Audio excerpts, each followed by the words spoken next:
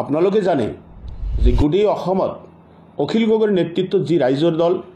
এই ৰাইজৰ দলৰ কিমান জনমত বৃদ্ধি পাইছে দিনক দিনে এইটো আপোনালোকে দেখিবলৈ পাইছে লগতে গোটেই অসমৰ মানুহে চাই আছে অখিল গগৈ অসমৰ যিখন জিলা নামনিৰ পৰা উজনিলৈকে উজনিৰ পৰা নামনিলৈকে যতেই গৈছে তেওঁ এটা গণসমাৱেশ পাতিলে তাতে হাজাৰৰ ঘৰত নহয় লাখৰ লাখৰ লাখৰ ঘৰত মানুহ উপস্থিত হৈ সেইজনা অখিল গগৈৰ সভা সাফল্যমণ্ডিত কৰি আছে এইটো আপোনালোকে দেখি আছে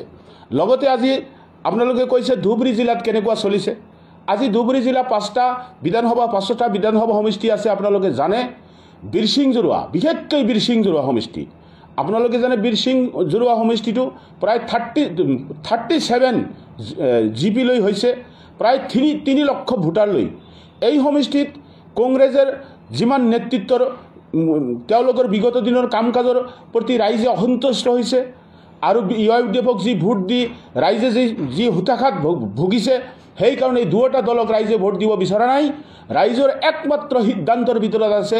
অখিল গগৈৰ নেতৃত্বত ৰাইজৰ দলক ভোট দিয়াৰ কাৰণে ৰাইজে উঠি পৰি লাগি আমাৰ সাংগঠনিক দিশত কামে কাজে সহায় কৰি আছে সেইটো আপোনালোকে দেখিবলৈ পাই আছে সন্মুখত বৰ্তমান কেইটামান দিন পিছতে বিটিআৰ নিৰ্বাচন আপোনালোকৰ ৰাইজৰ দলৰ পৰা কোনো কেণ্ডিডেট দিছিলে হয় ৰাইজৰ দলৰ পৰা আপোনালোকে জানে ৰাইজৰ দলৰ চাৰিটা সমষ্টিত ইতিমধ্যে আমাৰ প্ৰাৰ্থী ঘোষণা কৰিছে আপোনালোকে জানে এইটো মানে দিহিৰা সমষ্টি মছলপুৰ সমষ্টি আৰু খালিংদুৱাৰ সমষ্টি আৰু মৌদবাৰী সমষ্টি এই 4টা সমষ্টিত আমাৰ ৰাইজৰ দলৰ প্ৰাৰ্থী প্ৰজেক্ট কৰিছে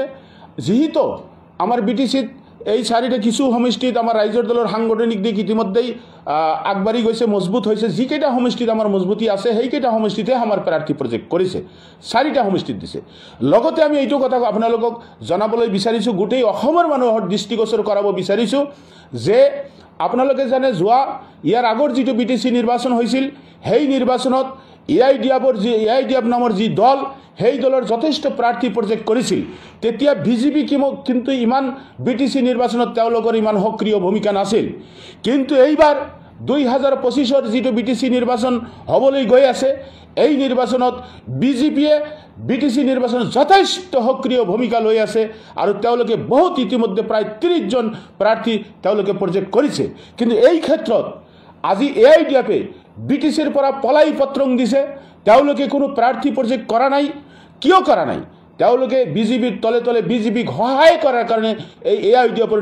নেতৃবৰ্গ গৈ লাগি আছে তেওঁলোকে তাতে সেই কাৰণে তেওঁলোকক কোনো প্ৰাৰ্থী দিয়া নাই এই কাৰণে দিয়া নাই যে এআইডিএফে প্ৰাৰ্থী দিলে বিজেপিৰ ক্ষতি হ'ব সেই কাৰণে তেওঁলোকে প্ৰাৰ্থী দিয়া নাই কিয় এই কথা বিজেপিৰ এআইডিএফৰ এজন নেতৃত্বৰ মুখৰ পৰাই আপোনালোকে অসমৰ ৰাইজে জানিব পাৰিছে